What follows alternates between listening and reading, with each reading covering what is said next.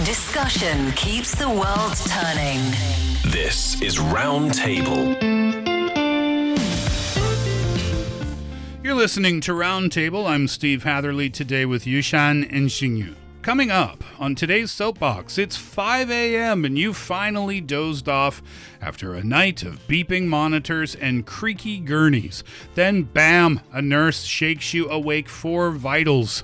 Infuriating? Maybe. Lifesaving? Possibly.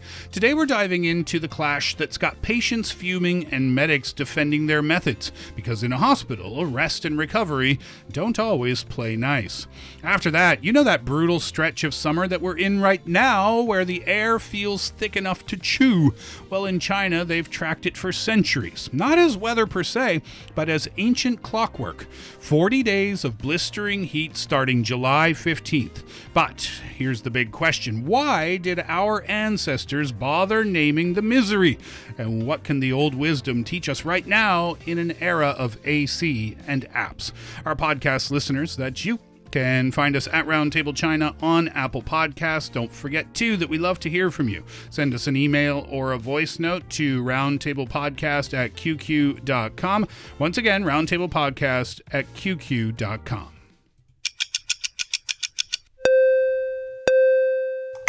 What are the things to say? Hear ye, hear ye. Please gather round. It's time for the Soapbox. It is once again time to have the Soapbox, where we find a story from the internet that has been causing a bit of a stir, and we tell you how we feel about it. Yushan has it today, and we're talking about a story of a patient, a hospital, a complaint, and the internet. Yeah, I think today's story is relatable to a lot of us, whether you've been a patient yourself or accompanying a family member in the hospital before. So the story goes like this. Recently, a patient in Beijing posted a video online complaining about the daily routine in hospital as he stays overnight. And he said, "I came here to recover, not to go through military training." And that's kind of bizarre, just as you hear it. How come someone goes through quote-unquote military training in a hospital? What was he talking about? Because he explained that, why am I being woken up before sunrise? Couldn't the doctor do their rounds at noon instead? So that quickly struck a nerve, because people from other cities jumped out and kind of jump into the discussion too, sharing just how similar experiences they've encountered in their respective cities of being woken up at dawn for blood test, for pressure test, ward rounds, or even the cleaning staff coming in and demanding everybody to wake up because, the light is on anyhow. So I guess that's kind of one side of the debate. So he posted this video. His major number one complaint was they wake me up early when the sun comes up. Perhaps sometimes by military training. I think under a Chinese context, that also has a demanding tone that's following underneath. Yeah. You are being woken up, and not even in a nice way. So I'm guessing that he had plenty of supporters, and I'm guessing that he had plenty of people saying you shouldn't complain about this. Of course, that's on the other side, the medical caretaker sides. So they are saying that the response was equally straightforward too. They're saying that you are here for us to take care of you, to save your life, and not to rest in the hotel as if you're on a holiday or something. So now that might sound a little harsh, but they also explain what's happening behind the scenes. So, for example, take those early morning blood tests. For example, hospitals, they have hundreds of patients needing blood work or other tests early in the morning. So if everyone, like suggested by that patient in Beijing, slept until they naturally wake up and do the test by noontime, then laboratory testing would be delayed and doctors wouldn't receive the results in time, and treatment decisions, of course, everything that follows suit will be delayed. So the hospital has its way of running things, while the patients are starting to get more and more to the human side of things, saying that, well, I don't understand. Why are you treating me like like this when we all know that this is just part of the usual procedure? You had one group supporting the patient saying, yep, it's too early in the morning, 5 a.m., 6 a.m., don't wake me up. I'm sick. I'm trying to get some sleep. Well, I guess they have a point too, especially for those after a big surgery. They need to rest to heal, right? Then you've got the... But you also need your blood test done. Well, yeah. So you choose. You've got the naysayers saying... The naysayers and the doctors and the nurses and the hospital staff seem to be on one team, saying you're not in a hotel. Or you are not at your home. Yeah, you're not on vacation. Mm-hmm. I didn't ask you to come here. You weren't invited. Bingo. You're sick. I'm going to help you. I'm going to help you get better. Stop complaining about me helping you. That's what the naysayers are saying. I looked it up because I was curious. I thought I knew the answer. And I was right that I knew the answer. Because according to the internet, about why they wake you up so early, because this happens in Canada, too.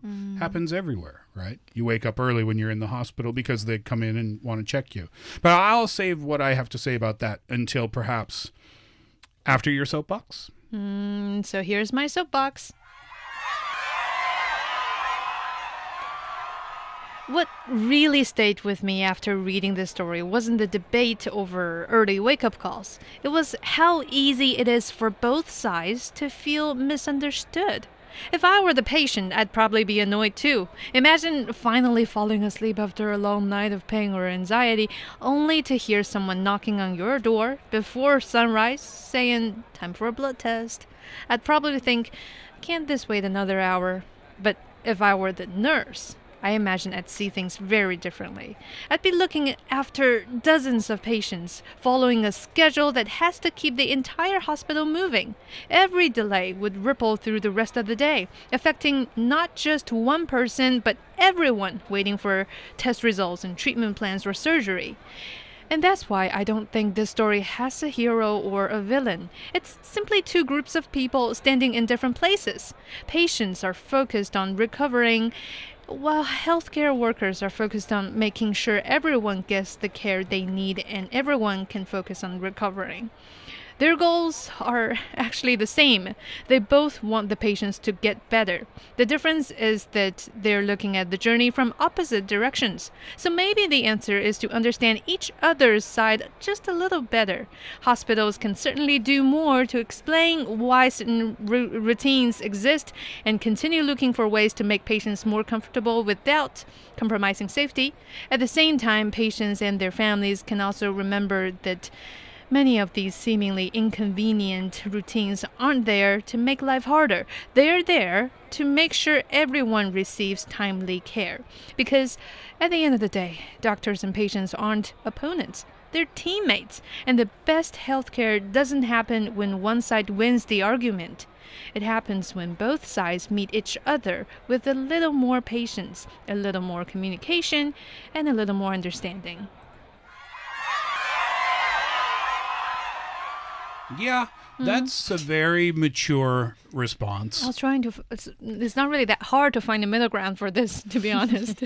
Xingyu, where do you... Which side of the wall do you fall here? Do you support the patient who said, can't they start their rounds at noon? Or do you support the hospital staff? I think I am leaning slightly toward the hospital and medical staff because I know how busy and overwhelming their work already is. And in the hospitals, they have their own rules and regulations. When you are in the hospital, they are there to treat you, to help you recover, maybe do a surgery or something. And you are there definitely not permanent or years. It's just a temporary stay. And in most cases, people spending nights there, they will have sleepless nights or you don't sleep well not because the hospital environment, but because you're sleeping with other patients inside one room.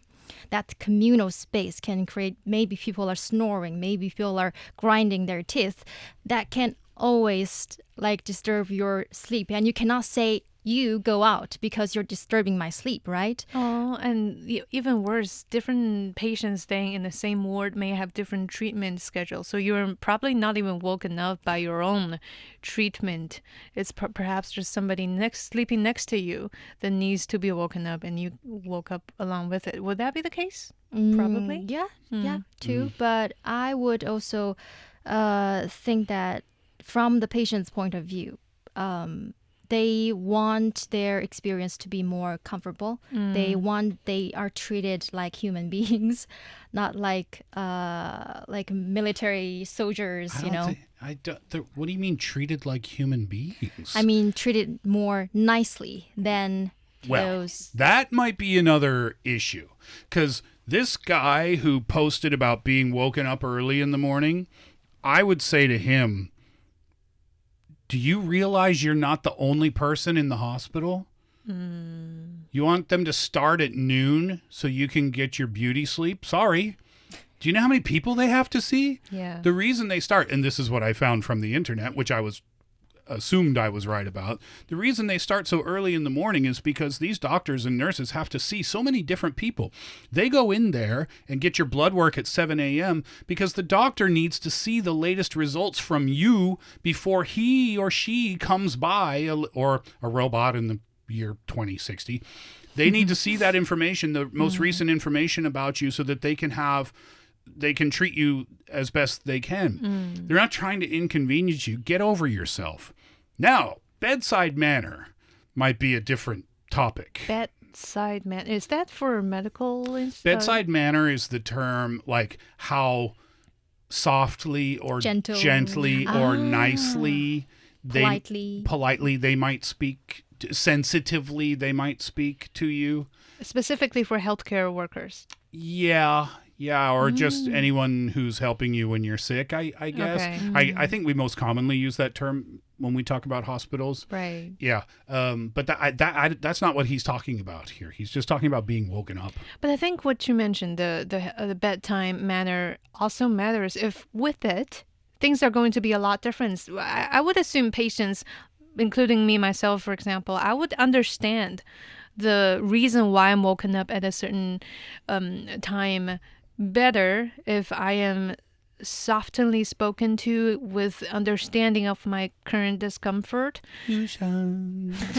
Instead of a loudspeaker. That sounds spooky. Nope. Get away. Yeah, exactly. Well, there's a reason I'm not a doctor, I guess. And the other study-related stuff.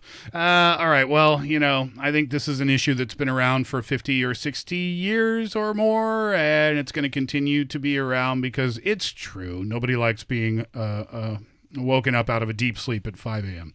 All right, when we come back, we're going to talk about the hottest period of summer, which we're in right now. Looking for passion? How about fiery debate? Want to hear about current events in China from different perspectives? Then tune in to Roundtable, where East meets West and understanding is the goal. Every summer, as temperatures rise across the country, people start talking about one particular period called Sanfu. It refers to the hottest stretch of the year in the traditional Chinese calendar. And this year, it lasts for 40 days from July 15th to August 23rd. But it's more than just a way to describe hot weather. It's a seasonal concept that reflects how Chinese people observed nature, adapted to seasonal changes, and also developed traditions that continue to influence daily life today. It's a really interesting thing, and it's been used for a long time here in China. Yes, I think it has a history of over thousands of years. And it refers to the dog days of a year. And I think it really reflects the ancient Chinese wisdom that in the past people didn't have like the calendars we do today, but they have figured out a way to survive the most difficult time of the year.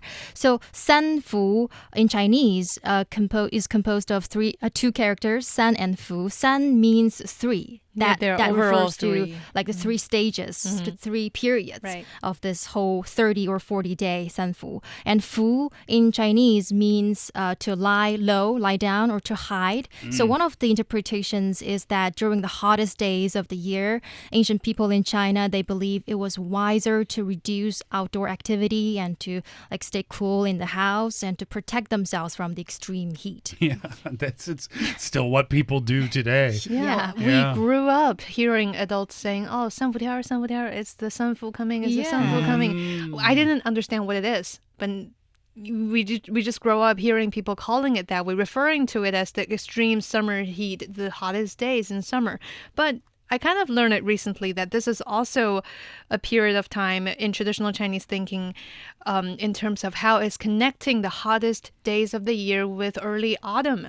It's a time to balance between the yin and the yang for a person and also for the nature. So philosophically speaking, you kind of see how important it is and why people value it so much here in China. It comes from that philosophical concept that when one thing is peaking, another thing is beginning. Ooh, right? Good understanding.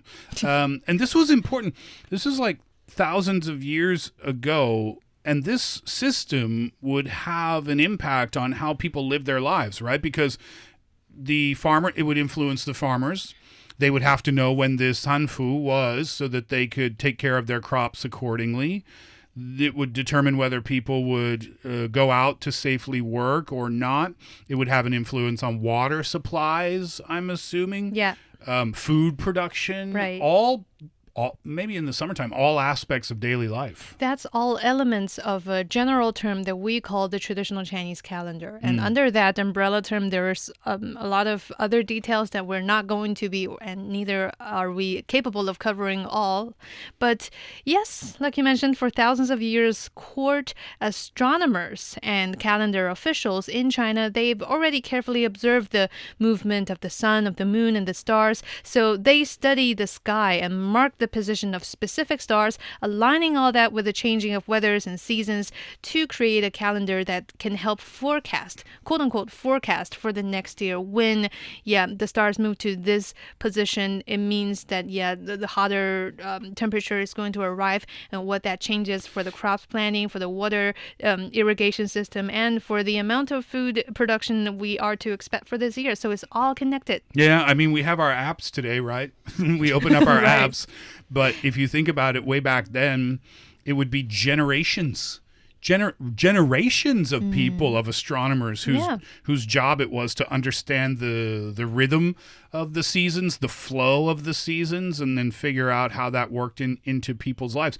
And it still applies today, right? We still talk about it today. Yeah. And cities around the country take measures for this 30 to 40 day peak heat period. Yes, because the weather is getting hotter and hotter. And in China, we are seeing many cities, they have created public spaces where people can escape the heat. For example, in Chengdu, all of its subway stations have opened free cooling areas during this summer season. Yeah, you don't have to buy a ticket, right? Yes, you can just go there in and enjoy your air-conditioned cooling space. And then some of the stations, they offer drinks, they offer seating and charging facilities, and even areas for you to read or study. So that's also being applied in other cities like Shenzhen, and also in Chongqing and Hangzhou. They have turned their former civil defense shelters to the public cooling spaces. Makes sense, because it's always cooler underground.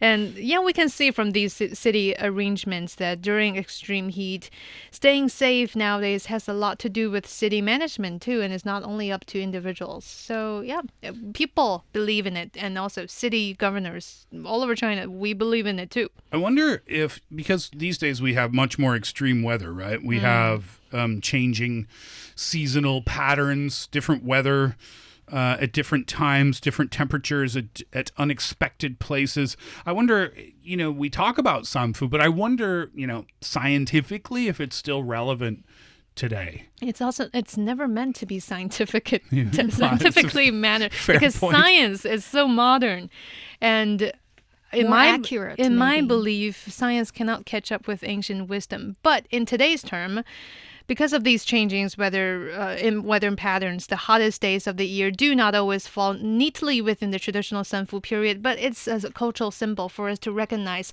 oh, this arrives. So that term has become, on its own, a term to describe a time period that people pay special attention to. Yeah, you're right. And that's why it's still relevant today. Yeah. Yeah, it's not something that you believe in or don't believe in. Well, TCM believes in it. Well, yeah. Deeply. Right, because what do people do? Is it they drink something particular during this More hottest like time? having herbal patches, the Sanfu 贴, the Sanfu herbal patch on the certain spots on your body to avoid the extreme heat enters your body. Uh-huh. Yeah. Where do the patches go? Well- Like just wherever you want? No, No. certain spots. They have like a acupuncture thing. They don't the needle that doesn't point everywhere. Have you ever done that before? Yeah. Does it work for you? Well, slightly. What does that mean? Like I mean, one side of you is super hot, You the need other to do side's it freezing. every year. It needs to be continuous. You have your own Long-term. personal yin and yang happening Yeah. at the same time.